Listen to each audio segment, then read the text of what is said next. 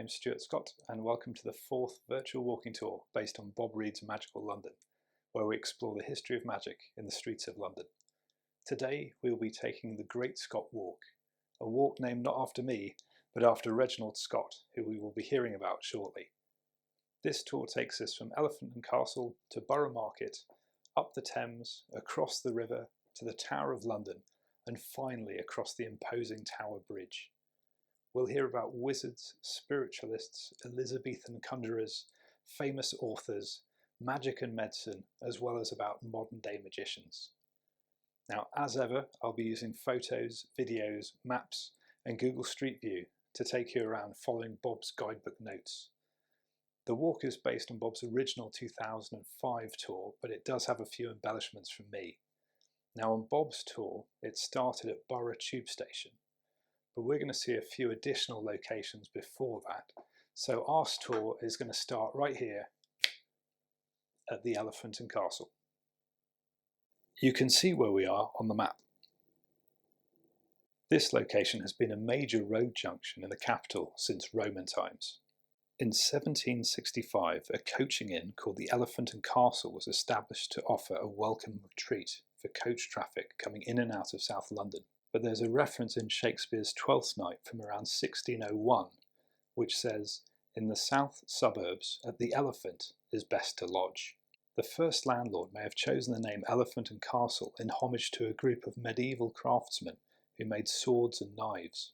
Called the Worshipful Company of Cutlers, its crest, granted in 1622, shows an elephant carrying a castle. The story goes that the elephant's tusks symbolise the ivory handles and the high regard with which the cutler's implements were held, while the castle illustrates the sheer size of the elephant. Magicians have quite a special relationship with elephants, particularly with regards to vanishing them. At the height of his fame, in January 1918, Harry Houdini vanished Jenny, a fully grown Indian elephant, in New York City on the stage of the Hippodrome. At 2.4 metres or 8 feet tall and weighing over 2,700 kilos or 6,000 pounds, it was an impressive feat. However, credit for this trick should perhaps have gone to Yorkshireman Charles Morrit, an illusionist and stage hypnotist who had sold Houdini several tricks. Charles Morrit was born in 1860 and became known as the Yorkshire Conjurer. He first stepped on stage in London in 1886. He was a tall, slender and imposing figure with long dark black hair and an elegant waxed moustache. With his high collar and tailcoat, he was the perfect image of a Victorian magician. He had become famous for his mind-reading act with his sister Lilian. Lilian would sit on stage blindfolded, while Charles paced the aisles selecting objects from the audience. She would name the objects as he held them up. Morrit's innovation to a quite traditional second sight act was to deliver it in near silence, eliminating any possibility of coded message. Lilian Morrit was a magician in her own right. Besides working with her brother, she also joined the Masculine's Repertory Company, playing various roles in magic plays like Will, the Witch and the Watchman, in which she played Dolly, the heroine of the piece. Charles Morrit was something of an all-rounder, performing with silks, billiard balls, coins, doing hypnosis, hand shadows and mind-reading. Morrit developed a name for himself as an inventor of clever illusions. He could vanish prisoners from a cage on stage. He cunningly utilised mirrors and screens to vanish ladies. Morrit and Houdini would become friends. It was Morrit who suggested that Houdini shouldn't bother with little tricks, rabbits and pigeons, but should in fact make an elephant disappear. Of course, American magician Guy Jarret also had claim to have invented the disappearing elephant illusion. Jarret was born in 1881 in southern Ohio. He would work at Clyde Power's magic shop and become an illusion builder for two of the greats of American magic, T. Nelson Downs and Thurston. He devised a method to vanish an elephant in 1916. But enough about elephants. Our first location is not too far from here. But this place is curious for a number of reasons, not least of which is that its exact location is a closely guarded secret, and I'm duty-bound not to reveal it. Simon Drake's House of Magic is a genuine Victorian mansion that can be hired for events for up to 150 guests. Outwardly, it's seemingly a normal London townhouse, but inside there is a world of mystery with a haunted cellar, fortune-telling and world-class magic as well as fine dining. Simon Drake is an English magician. He worked with singer Kate Bush in 1979 and co-devised visual effects for her tour. He has performed in Japan at the Royal Variety Show in front of the Queen and for Princess Diana. He coached Oliver Reed in sleight of hand in the movie Castaway, but he's perhaps best known for his Channel 4 TV show, The Secret Cabaret. The show ran for 2 series of 6 episodes. Simon presented exciting and often shocking or macabre illusions. It hosted a wide range of guest performers, including experts on fraud and confidence tricks, and interspersed vintage footage of freak shows and daredevil stunts. Its guests included James Randi, Max Maven, David Berglas, and Ricky Jay, as well as reformed conman Frank Abagnale Jr. If ever a TV show deserves the description, like nothing you've ever seen before, it would be this one. As well as advising a range of musicians and theatre performances on issues of magic, Simon also co-starred with Iron Maiden in their final show, a real rock and roll magician.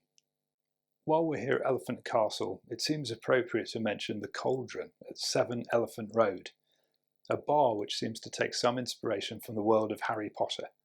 The Cauldron Bar is billed as a fantasy-inspired pub where magic comes to life with science, technology and design. We're going to head northwest now, along here, until we get to number 92 London Road. You can see where we are on the map.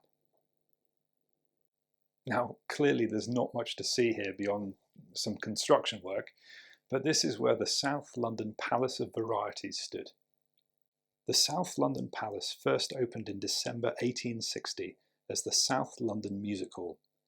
It was said to resemble a Roman Catholic chapel. In 1869, like so many music halls of the age, it was destroyed by fire. But it was rebuilt in an Italian style with a wide stage with the depth to produce scenic effects. The hall could hold 4,000 people.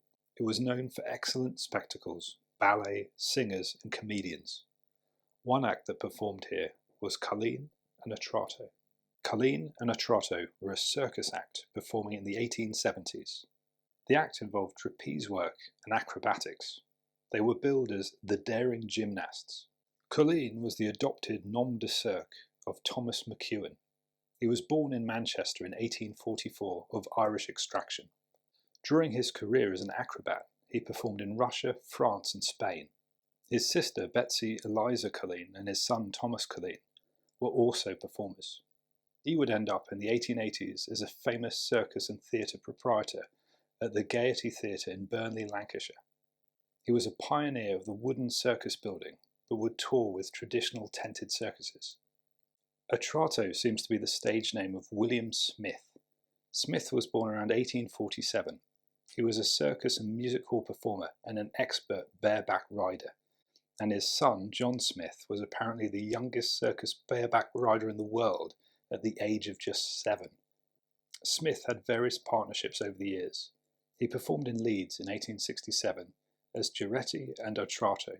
He also worked with John Roworth Allen as Atrato and Allen. In the 1880s, Smith would own a big top and apparently run a circus with 100 horses and travel far and wide with it. He would run shows at Mile End Road in South Shields. The South London Palace was hit by a bomb in 1941 and was eventually demolished in 1955.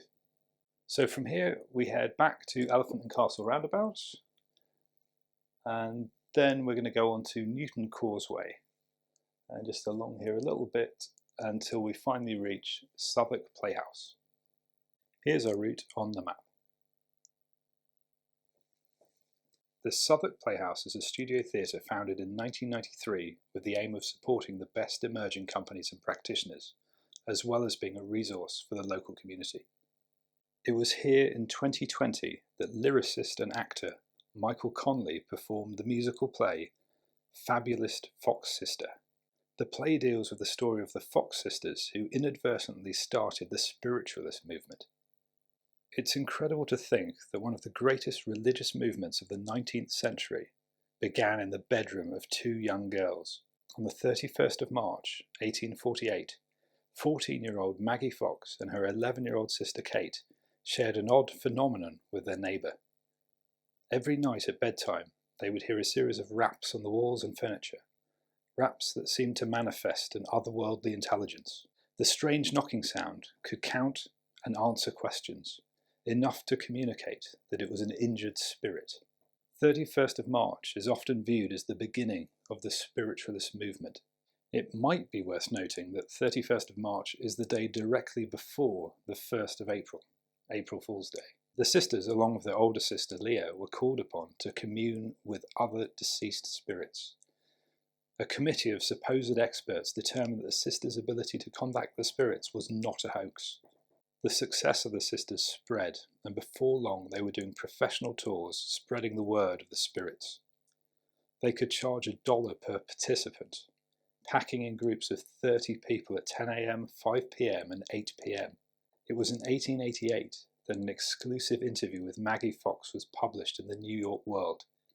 She was paid $1,500 for the interview, but her main motivation seems to have been rage at her sister Leah and other leading spiritualists who had chastised her for her drinking habits.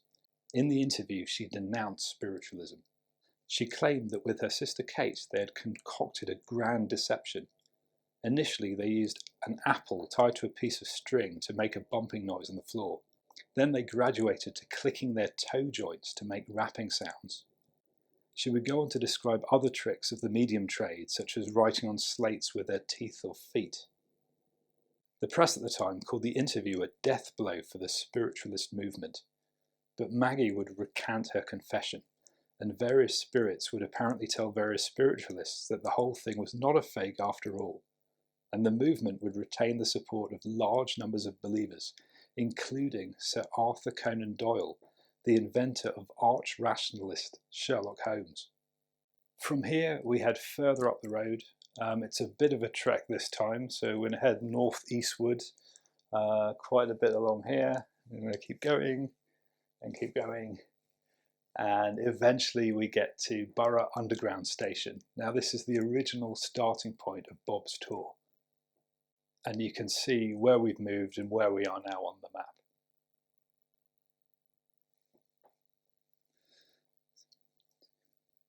We head just a little further up Borough High Street, and as Bob points out, we're following the same route taken by Reginald Scot from his estate at Brabourne in Kent when he peddled his manuscript for discovery of witchcraft in 1584 to John Bourne in St Paul's Churchyard. Reginald Scot was an English writer, politician and gentleman born around 1538.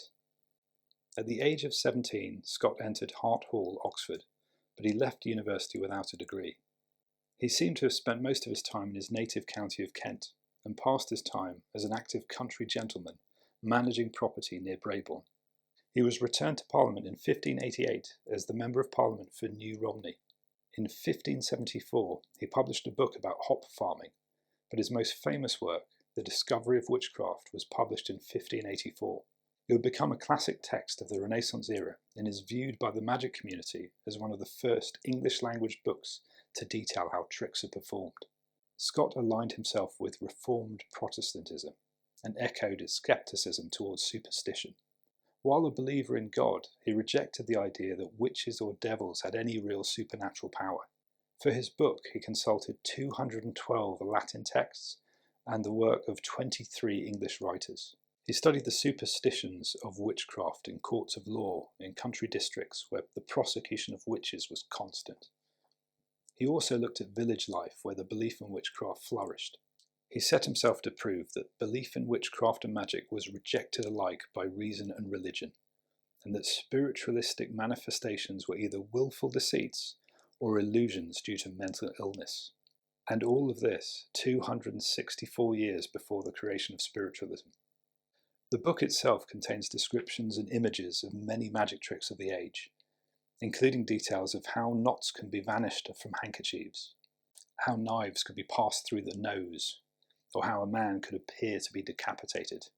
Scot's tomb can be found in his hometown of Brabourne in Kent. Now just over the way is St George the Martyr Church. Now this was the heart of Southwark Fair, and around here booths would have been erected all the way up Borough High Street and in all the surrounding fields as well. Southwark Fair, also known as the Lady Fair and St Margaret's Fair, was held in the borough of Southwark on September 7th, 8th and 9th. It was granted to the City of London by the Charter of Edward IV in 1462, although it's likely held long before in a loose informal manner.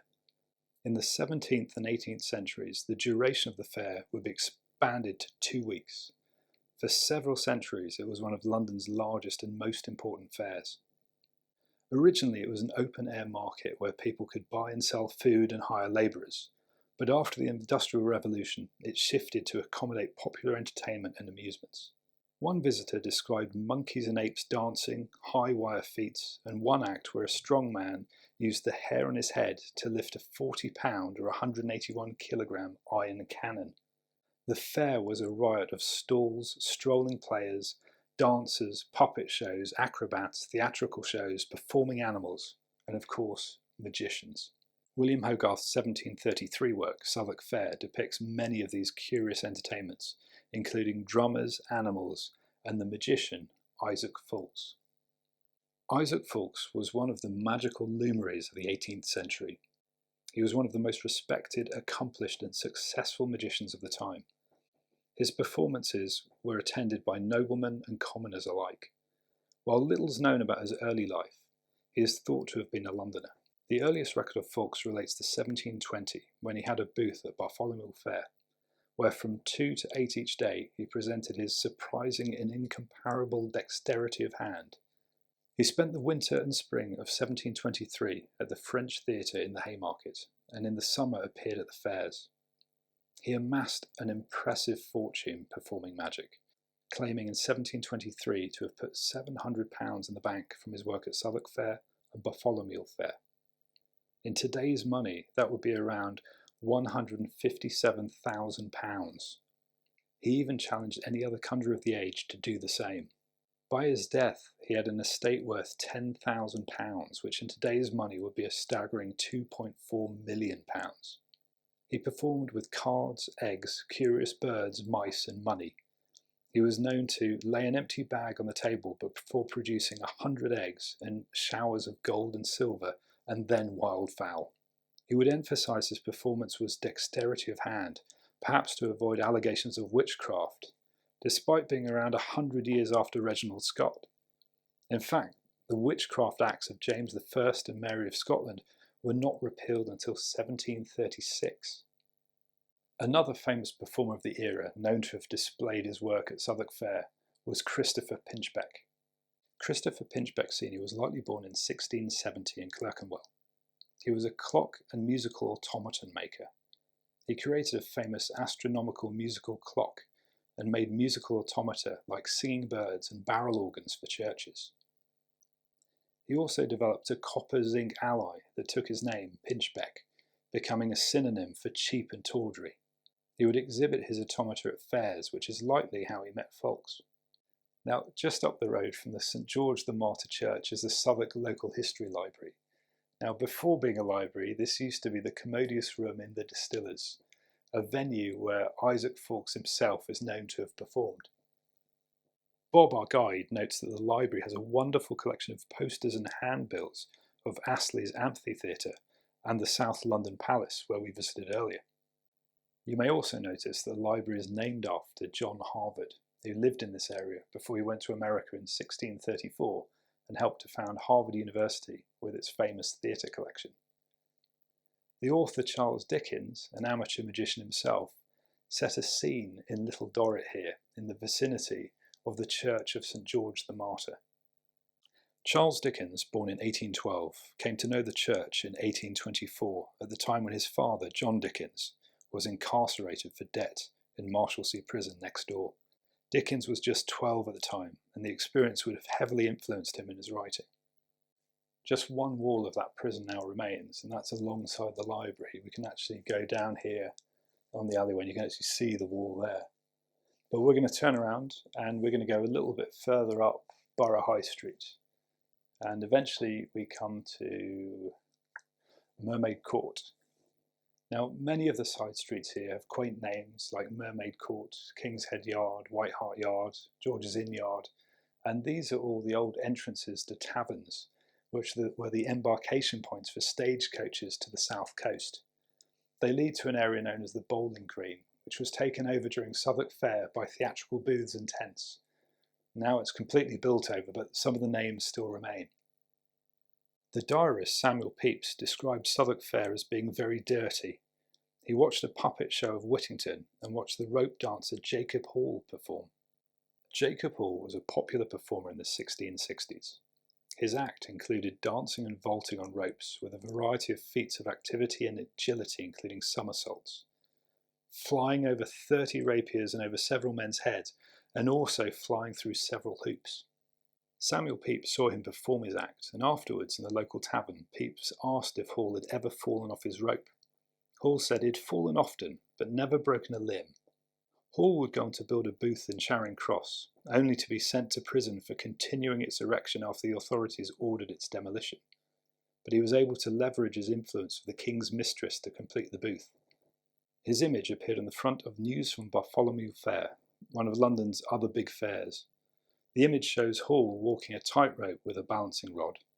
After a riot in 1743, the fair was held on Borough High Street until 1763, when it was finally abolished. A little further east of here is Bermondsey Leather Market, surrounded by the aptly named Morocco Close, Lamb Walk and Tanner Street, where the itinerant conjurers of Chaucer's time would have bought the raw materials for handmade shoulder bags. In 1980, Leather Market was the home of the equally aptly named juggling company More Balls Than Most. More Balls Than Most started life selling juggling sets in Covent Garden in the 1980s. They went on to sell a range of circus supplies, teach juggling workshops, and run circus cabarets on Friday and Saturday nights. We continue north to Talbot Yard. In 1350, it was called the Tabard Inn, and it was here where Chaucer's Canterbury Tales is first set. The Tabard Inn was famous for accommodating people who were making the pilgrimage to the shrine of Thomas Becket in Canterbury Cathedral, and it's mentioned in the 14th century work The Canterbury Tales by Geoffrey Chaucer. Geoffrey Chaucer, born in 1342, was England's greatest medieval poet. While not a magician himself, he certainly made reference to supernatural magic and even conjurers in his work. In the Canon Yeoman's Tale, the Canon Yeoman helps his master in the practice of alchemy, and the whole tale focuses on that magic art in detail. In the Wife of Bath's tale, a man is fooled into thinking he is about to meet 24 maidens, but they magically disappear to be replaced by an old hag. In the Friar's Tale, a yeoman's revealed to be a demon. In the Squire's Tale, there are a number of magical items such as a brass steed that can teleport, a mirror that can detect enemies and friends, a ring that allows the wearer to talk to birds, and a sword that heals wounds. But perhaps the tale that touches most on our type of magic is the Franklin's Tale, where the character Aurelius employs a magician for the impossible task of removing all the rocks on the coast of Brittany. In this tale, Chaucer devotes about 100 lines to a discussion of specific magic tricks, including references to the production of water, a lion, grapes, and even a castle. Interestingly, one academic has argued that the magic tricks described in the Franklin's Tale were chosen to correspond with contemporary automated devices, and suggests that Chaucer himself may have understood such machinery. Chaucer also made reference to a tregator. A tregator is an archaic word meaning a person who performs tricks, a conjurer. We're now going to go a little bit further on to the George Inn Yard. And let's take another look at the map. You can see where we are now. The George Inn Yard is straight out of the 1690s. The yard is overhung with a gallery, while on the ground floor were stalls. Plays were originally put on in pub yards, hence the term gallery and stalls. It was built in 1790, and inside is a pretty poor Hogarth engraving of actress dressing in a barn, which includes 3 tiny cups and 3 balls, but Bob warns us that you may need a magnifying glass to get a decent look. From here we move further north, and we're going to turn right onto St Thomas Street, and it's here on the left hand side that we find the old operating theatre and the herb garret.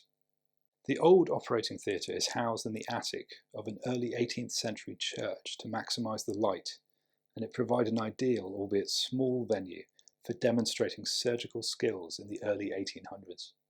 It was here in 2000 that Derren Brown performed to medical students in his television show Mind Control, Series 1, Episode 1.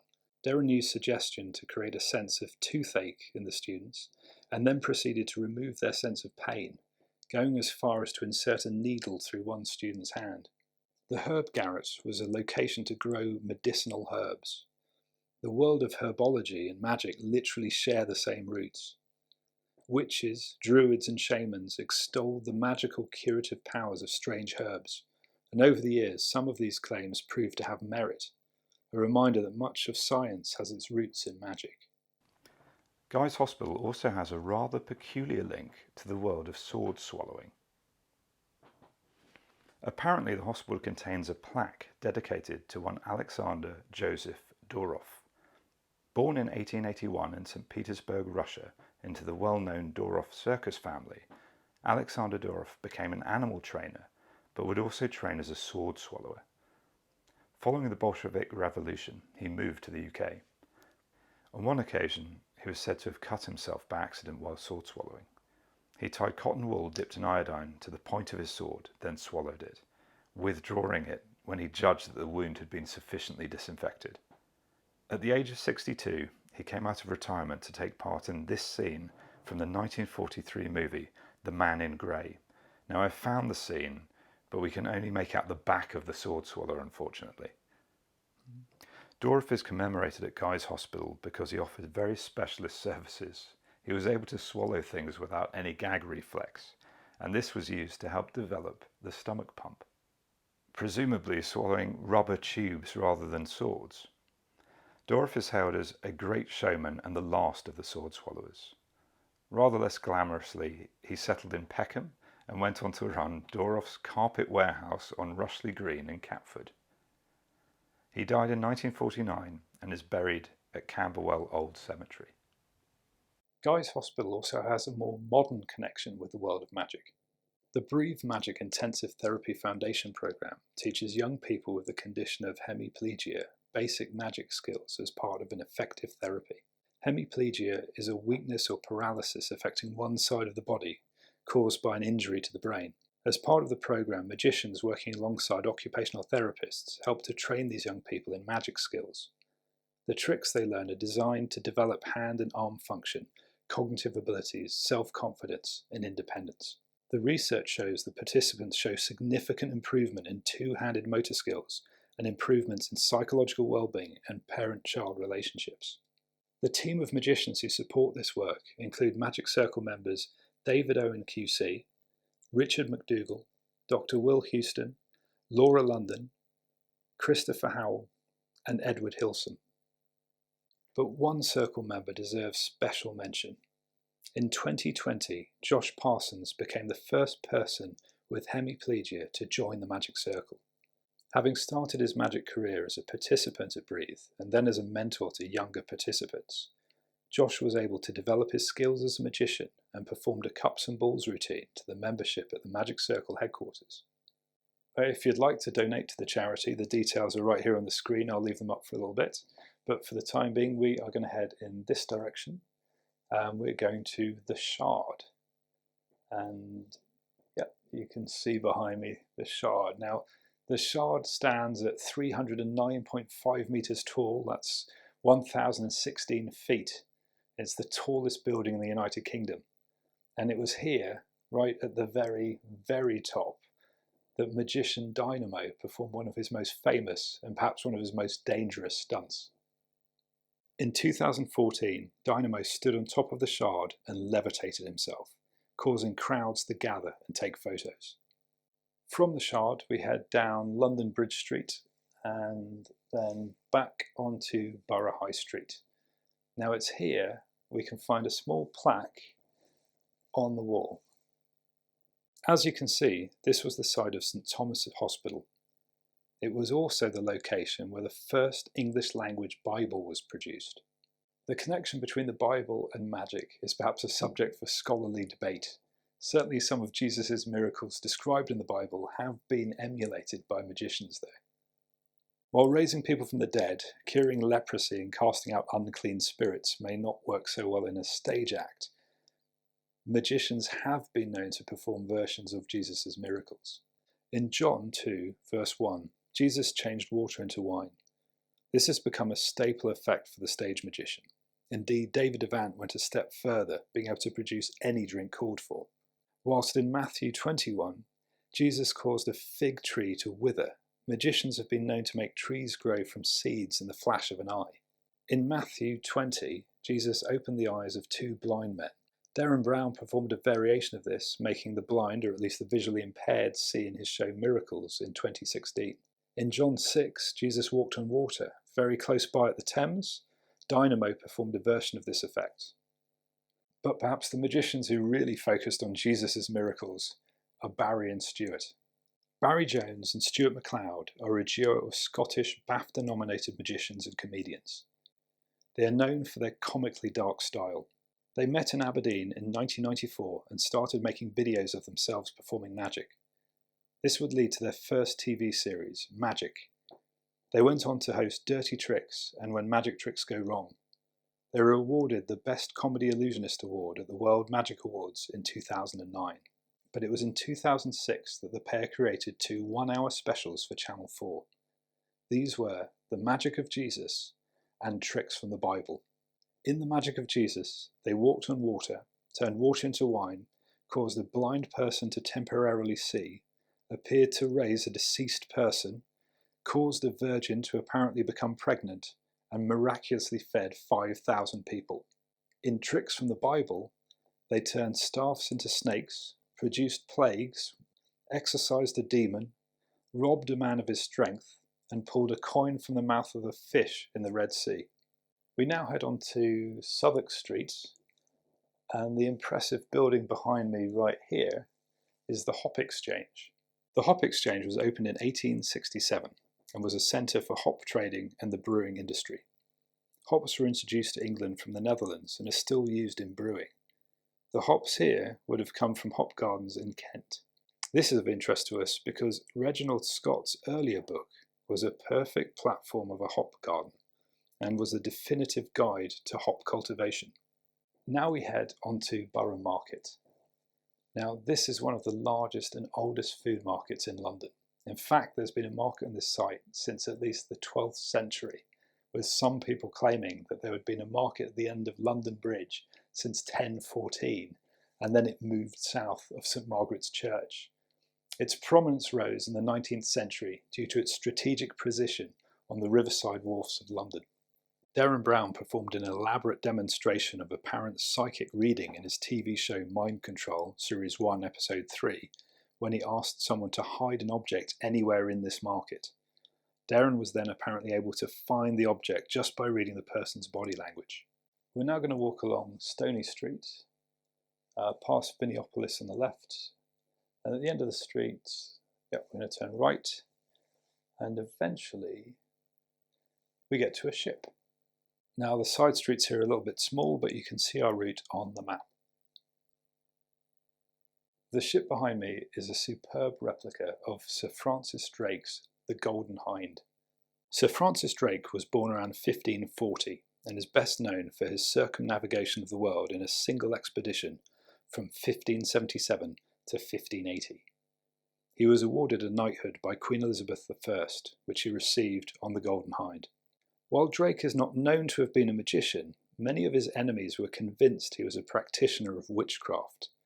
Superstitious Spanish mariners whispered tales of how Drake possessed a magic mirror that allowed him to spy on the location of all the ships on the sea, and some claim Drake was a devil and not a man at all.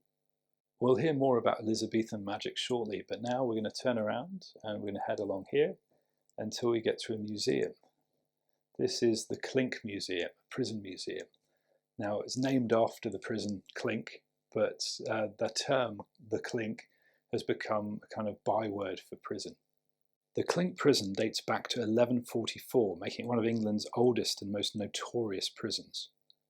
Magicians have a long history of prisons. In fact, one particular branch of performance magic, escapology, is focused exclusively on such things. The art of escaping from restraints and/or confined spaces has a long history. In the 1860s, the Davenport brothers used the skills of escapology to create the impression that they were in league with spirits. Ira Erasta Davenport, born in 1839, and William Henry Davenport, born in 1841, were American magicians in the late 19th century. They began performing in 1854, less than a decade after spiritualism had taken off in America, following the stories of the Fox sisters who we met earlier. Audiences were told that the brothers relied on the work of spirits rather than employing deceptive trickery. Many, including the minister who introduced the act, seemed to believe this for real. The brothers would be tied up in a spirit cabinet and would be able to make instruments play and objects move. The Davenport brothers would be exposed as frauds on many occasions, notably by British magician John Neville Maskelyne, who replicated their act, but also by other leading magicians, including John Henry Anderson and Jean-Eugène Robert Houdin. Of course, the world's greatest escapologist was Harry Houdini. Although Houdini's handcuff escape act rocketed him to fame, much of his wider success came from a series of jailbreaks. One of his earlier successes was escaping from a pair of regulation handcuffs while visiting Scotland Yard. He further amazed the London Constabulary when he was stripped of his clothes and placed in a locked cell with a 7-lever lock. It took Houdini a mere 5 minutes to escape. He would go on to perform various other prison escapes, including in Liverpool, where he opened all the cell doors. In Washington, D.C., he escaped from Murderers' Row and even shuffled the other prisoners around so that each one was found in a different cell. And in Boston City Prison, where he not only escaped from handcuffs in the cell, but he also scaled the prison wall and reached a phone half a mile away, where he phoned to the prison superintendent 20 minutes later to tell him he'd escaped. While the name The Clink is synonymous with prisons, so is the name Alcatraz. The famous San Francisco Bay Island prison was the site of master magician David Copperfield's prison break in his 1987 special. It's also worth noting that there is a reproduction of Hogarth's Southwark Fair housed in this museum. Now we're going to head on to the Thames, and we're going to continue along with the Thames on our right, just a little bit further, just along a little bit more, until eventually we get to, here we are, the Globe Theatre. Now this is a modern reconstruction which was opened in 1997, and it's approximately 750 feet or 230 metres from the site of the original Globe Theatre. And you can see where we are on the map. Now, this venue runs Shakespeare plays throughout the year, and if you're willing to stand in the pit, the area in front of the stage, for the entire duration of a show, you can get groundling tickets, which are actually some of the cheapest theatre tickets in London. The original Globe Theatre was opened in 1599 and was built by the playing company the Lord Chamberlain's Men. The group consisted of theatre actors, but its most famous member was the legendary author William Shakespeare. The play Macbeth triggers all sorts of theatrical superstitions, with many actors refusing to even utter the name of the Scottish play. Legend has it that Shakespeare used real incantations for the spells and curses used by the three witches. It's believed that Macbeth was written as a nod to King James I of England. James also happened to be James VI of Scotland, the location where Macbeth was set. James I was an avid scholar of superstition and witchcraft, and not a fan of Reginald Scott's rationalism. Indeed, James published a book called Demonology in 1597 that covered witchcraft, necromancy, demons, werewolves, and vampires. In fact, it seems that much of the witchcraft in Macbeth may have been drawn from demonology as a form of flattery to the king himself. Witchcraft was a real obsession of the king, and he was heavily involved in a series of witch trials in 1590. Other of Shakespeare's plays have magical themes. A Midsummer Night's Dream depicts a world of fairies and dreams, with one character, Bottom, being transformed into an ass. There's also The Winter's Tale from 1623, where a statue comes to life, or not, depending on your interpretation of the play. Perhaps Shakespeare's most famous magician is Prospero from The Tempest. He uses his magic to rule an island and conjure a storm. Often the depiction of his magic is created using strange noises and magical tones. In 2015, the Chicago Shakespeare Theatre staged a production of Shakespeare's The Tempest. One of its co-directors was Teller of Penn and Teller fame. Teller incorporated performance magic in the show to bring some of the Shakespearean effects to life. Teller also co-directed a version of Macbeth back in 2008 at the Folger Theatre in Washington, D.C. As with The Tempest, this production employed the principles of stage magic to create genuine illusions on stage. Another magician called upon to provide magic for a production of Macbeth was George Cavari, who worked on Cambridge Theatre Company's touring production. George worked with the production team from the early stages, knitting the magic into every aspect from the costumes to the set and the blocking of the actors. George Cavari was born in Budapest and is one of Hungary's leading magicians, but now he lives in England. Always well dressed, he is known for his curly moustache and pointy beard, as well as his amazing magic, much of which he constructs himself. As well as numerous TV appearances and stage shows, George regularly works as a magic consultant for TV and stage. He was also the recipient of the Magic Circle's Masculine Award in 2014. Other Shakespeare plays present opportunities for magicians to create magical solutions for directors. One such play is The Comedy of Errors. In this play, there are two sets of twin brothers who constantly avoid bumping into one another. While some productions opt for casting two similar-looking actors for each part, other directors take up the challenge of using one actor for each pair of twins, often requiring false perspective and cunning set design that draws upon magical principles. Now we're going to find 56 Park Street. So we're going to head onto New Globe Walk and then left onto Park Street. And we just go along here a little bit. And behind me you can make out a blue plaque on the wall. Now this was the site of the Rose Theatre. This was an Elizabethan theatre and the first playhouse to be situated on Bankside in Southwark. The Rose was built in 1587. It was the first purpose-built playhouse to ever stage a production of any of Shakespeare's plays. At the time, this area was known for its leisure attractions, including bear and bull baiting, gaming dens, and brothels. The theatre was built of timber with plaster and a thatch roof.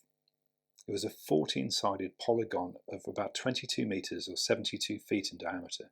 In 1989, the site was rediscovered by a developer and it is now preserved and can be visited.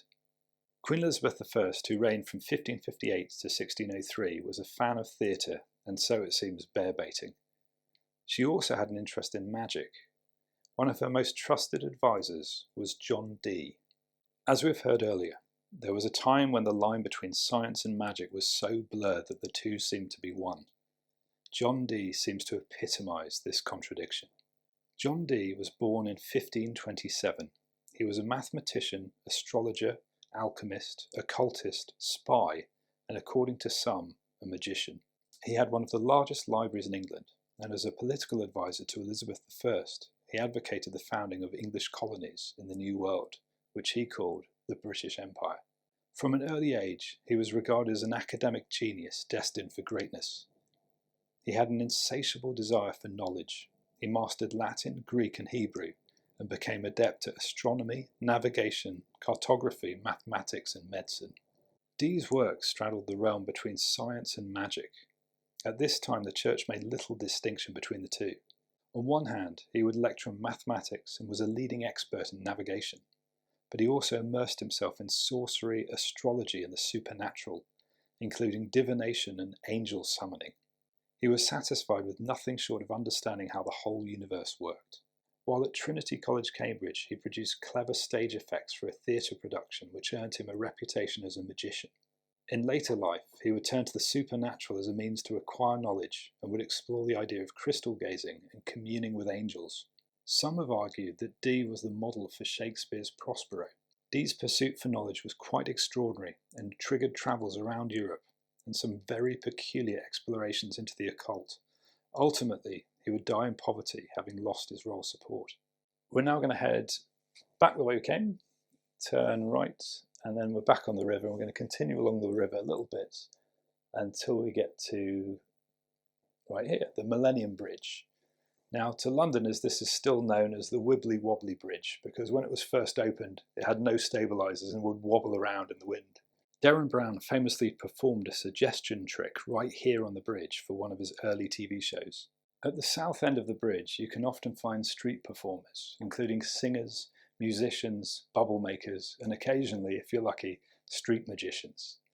Now, on the other side, beside the bridge, is the Tate Modern Art Gallery, which opened in 2000. Now this was once Bankside Power Station, but now it's a prime London venue for modern art. Occasionally there are displays of fascinating optical illusions from leading artists. One of note whose work blends art with optical illusion is Bridget Riley. Born in 1931, 89-year-old Riley is a painter who uses geometric forms and contrasting colours to create varying optical frequencies. She meticulously plans her compositions with drawings before they're constructed with great precision. The results often create the illusion of depth and even movement. We're now going to turn around and we're going to cross over the wobbly bridge in the direction of, you can see St Paul's Cathedral in the background there, but we're not going to go that far. We're just going to go over the bridge and then we're going to turn left and we're going to head along here a little bit and then turn left again into Puddle Dock. So here's the route we've taken from the Globe to the Rose Theatre and then across the river and then left and then to Puddle Dock. It's here on Puddle Dock that we find The Mermaid. The Mermaid is a leading events venue. This was once the home to a production of Emile and the Detectives. The narrator of this show was one David Nixon. Born in 1919, David Porter Nixon was an English magician and TV personality. His father was an amateur magician who had been inspired by watching Masculine and Devant. Nixon himself had also been influenced by Stanley Collins, whose gentlemanly image influenced Nixon's work. After World War II, he partnered with comedian Norman Wisdom and they would appear together in London. His big break came in 1954 when he was invited to be a panellist on the TV quiz show What's My Line. He would go on to present a version of Candid Camera and even the Basil Brush Show. He performed magic for private society parties and would become prolific on UK television, including Tricks and Nixon in 1962, Tonight with David Nixon in 1969, David Nixon's Magic Box in 1970, The David Nixon Show in 1972, and David Nixon's Christmas Magic in 1974. His style would influence performers as diverse as Wayne Dobson and Jerry Sadowitz. We're now going to head east along the riverbank walk on the north side of the Thames. And we keep going a bit further, just a little bit further, and then eventually we get to All Hallows Lane. And we can actually look across from here at the Golden Hind where we were earlier. And it was around this spot that 24 gimmicked medieval dice were found on the old Thames foreshore. A set of 24 loaded dice from the late 15th century were found in a pewter birdseed pot on the Thames around this spot. The dice were made from bone and, according to X-rays, were loaded with drops of mercury, so their outcomes were always the same. 3 of the dice had the numbers 1 to 3 repeated, and 3 others have the numbers 4 to 6 repeated. 18 were loaded with mercury. 11 of those tended to land on 5 or 6. The rest tend to land on 1 or 2. Rather than the tools of the magician, these trick dice were likely to be the tools of gambling cheats. At this time, dice were heavily associated with violence and blasphemy, and gambling with dice was condemned by the church. The use of false dice such as these would have been a punishable offence, although more likely resulting in public humiliation than a prison sentence.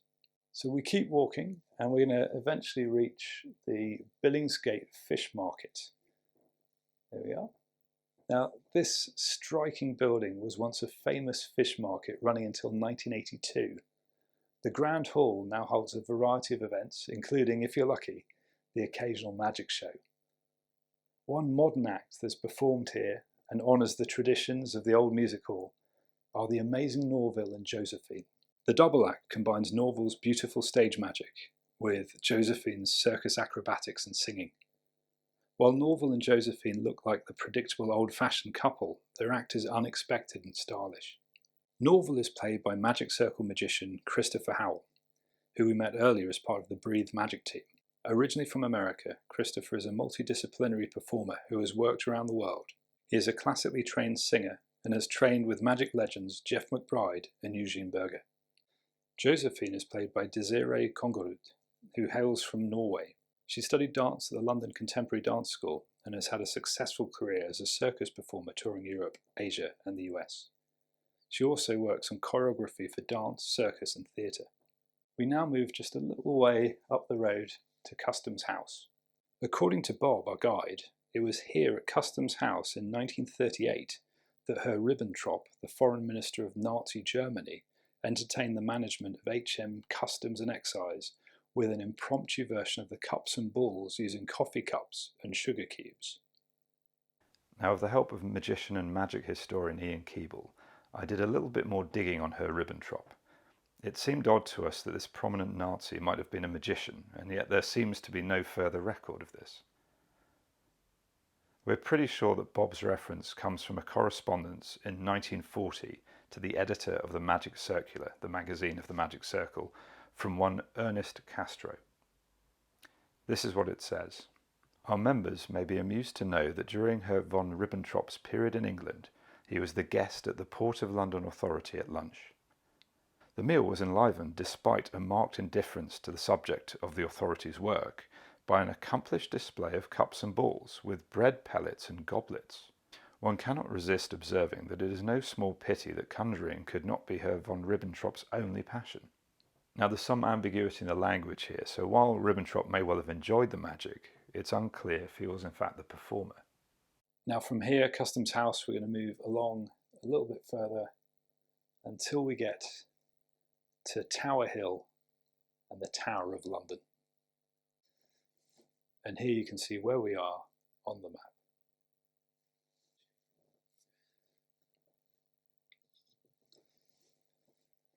This was another spot popular with buskers in the early 20th century.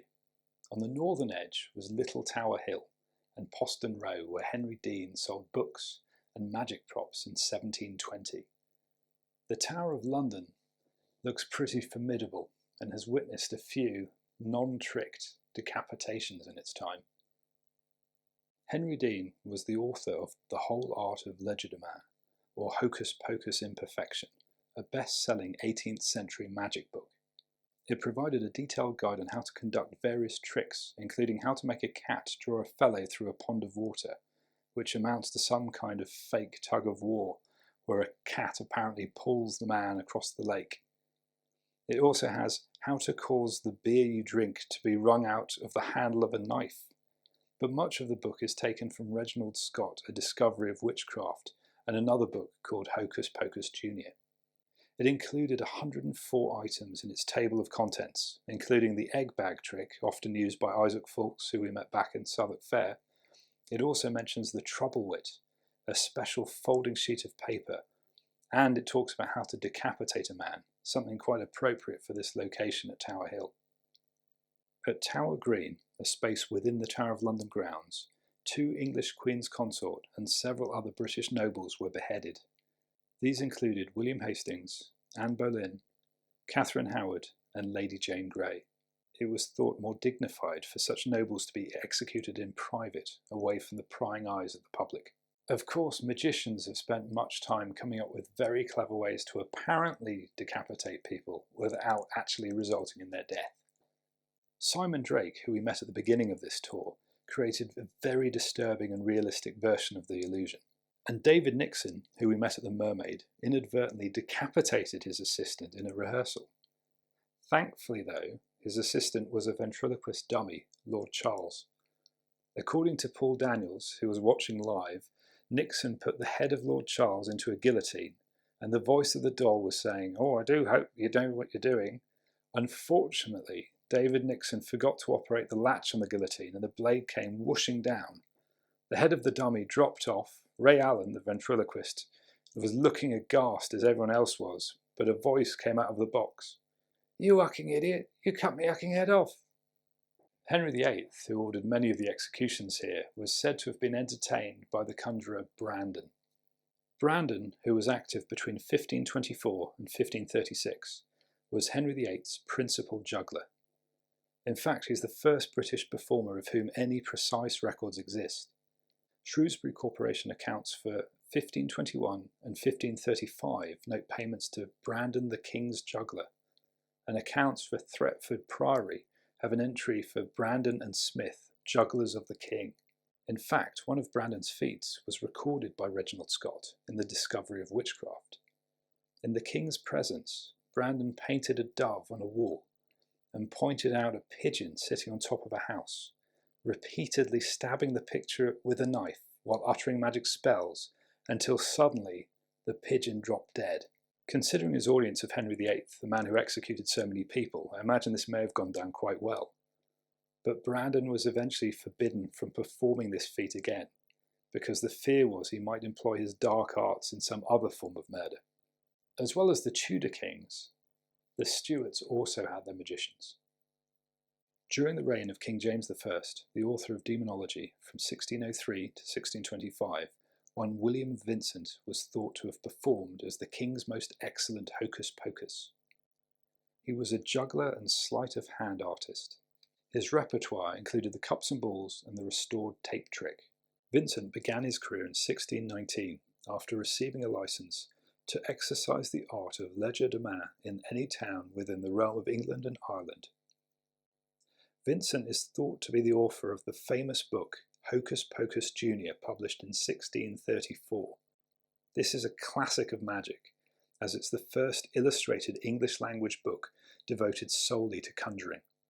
It covers the cups and balls, how to vanish a stone in your hand, tricks with cards, eggs, handkerchiefs, dice, and coins. It was also during the reign of King James I that St Nicholas Owen was killed here at the Tower of London in 1606. Born in Oxford in 1562 into a devoutly Catholic family, Nicholas Owen became an apprentice carpenter in 1577 and would acquire skills he would put to great use in later life. In the period of Elizabeth I and James I, it was considered high treason to be a Catholic priest in England. For the Catholic community, it was vital that there be somewhere to hide. Nicholas Owen came to prominence for the construction of so-called priest holes, specially built secret spaces where Catholics could hide from the authorities. Despite being short and in later life crippled, Nicholas Owen built the majority of these special secret shelters and saved the lives of countless priests and Catholic fugitives. His knowledge of construction served him well as he burrowed into walls and created near-invisible secret entrances. The priest holes were usually tiny secret spaces with often little room to stand. They might be under staircases, between walls, or hidden away up large chimney flues. Priest hunters would sometimes measure the footprint of a house, count the windows, check for hollow walls, and tear up floorboards in their search for hidden spaces. Priests hidden in these spaces would have to stay still and silent, possibly for days at a time, often without food and drink. Nicholas Owen was a prolific builder of such safe spaces. He used his knowledge of construction and optical illusion to conceive of these spaces, and was instrumental in creating a network of safe houses in the early 1590s. Some of the most famous priest holes can be found at Hinlip Hall, which has as many as 12, Harvington Hall, Sawton Hall, and Courton Court. To add to the deception, it was not uncommon to have a dummy priest hole that was easy to discover, masking a further hole beyond. Shortly after the gunpowder plot of 1605, Nicholas Owen was arrested. He was brought here to the Tower of London, where he was tortured to death in 1606. But in 1970, Nicholas Owen was canonised, and because of his use of optical illusions and trickery in helping Catholic priests to escape, he has become the patron saint of escapologists and illusionists, and his saint day is the 22nd of March. Now we're going to move over the road, and behind me you can see the fragments of what's a Roman wall that's been unearthed and preserved. Now obviously this comes from a period before the Tower of London, because the Romans invaded England in 66 AD, and in this area you can see there's even a bronze statue guarding the place.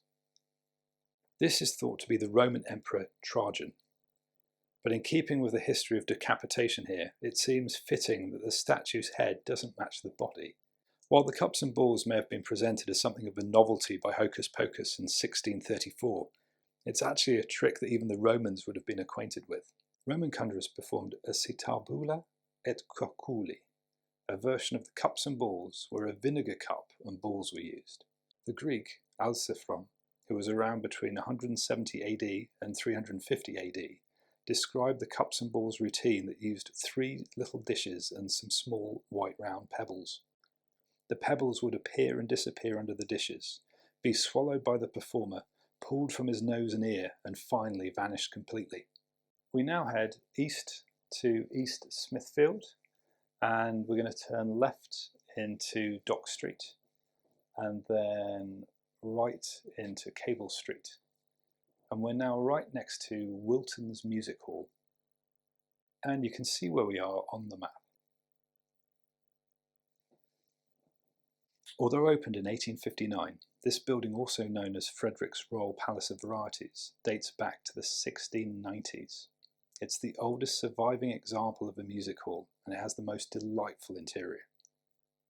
In its day, it was furnished with mirrors, chandeliers, and decorative paintwork, as well as having the finest heating, lighting, and ventilation systems of the day.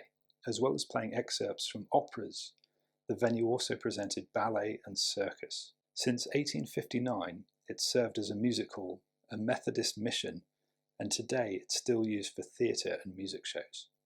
We now head back along East Smithfields and then left into St Catherine's Dock, which once received marble, ivory, tea and spices from all over the world. But we're now going to go along and then cross Tower Bridge. Tower Bridge was built between 1886 and 1894, and it's become one of the defining landmarks of the London skyline and an icon of the United Kingdom. It used steam to power enormous pumping engines that used hydraulics to raise the bridge. Nowadays, you might still be able to catch a glimpse of a version of the shell game being played on the bridge by confidence tricksters. Not only will the operator cheat, but a whole crew of often over 7 people will be used to draw in unsuspecting punters to gamble away their money. At the other side of Tower Bridge is London City Hall. Designed by Norman Foster, the unusual bulbous building was opened in 2002. It has been compared to Darth Vader's helmet, a misshapen egg, a woodlouse, and 2 esteemed former mayors, Ken Livingstone and Boris Johnson, have respectively referred to it as the glass testicle and the glass gonad. So, with this building and Tower Bridge as a backdrop, it was here in 2003 that American magician David Blaine performed Above the Below.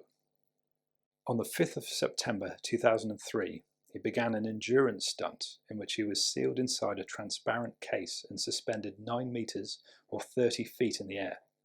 The box measured 1 by 2 by 2 meters or 3 feet by 7 feet by 7 feet. A webcam allowed viewers to observe his process while he stayed in the box for 44 days without any food and only drinking 4.5 litres or 8 pints of water.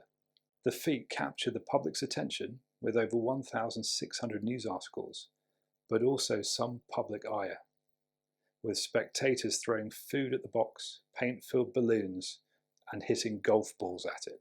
Someone even tried to taunt Blaine with a hamburger attached to a remote-controlled helicopter. Well, that brings us to the end of our 4th walking tour of magical London. So let's have a look at the map and see where we've been. We started our journey at Elephant and Castle with tales of elephants and the mysterious House of Magic. We visited the site of the South London Palace of Varieties. We stopped by at the Southwark Playhouse. Then we headed north to Borough, home of Southwark Fair. We worked our way up Borough High Street, a route known to Reginald Scot, Dickens, Samuel Pepys and Chaucer. We stopped at the Old Operating Theatre, visited the Shard, then to the Hop Exchange and Borough Market. Past the Golden Hind, the Clink Prison, and on to Shakespeare's Globe and the Rose Theatre. We stopped at the Tate Modern, headed over the bridge to the Mermaid, then along to Customs House and the Tower of London. From there to Wilton's Music Hall, and finally over Tower Bridge to London City Hall. Thank you for joining me on this historic trek around some of London's magical sites. Stay safe and come back again soon to see what Bob has in store for us for his 5th walking tour. In the meantime, I guess I should be going.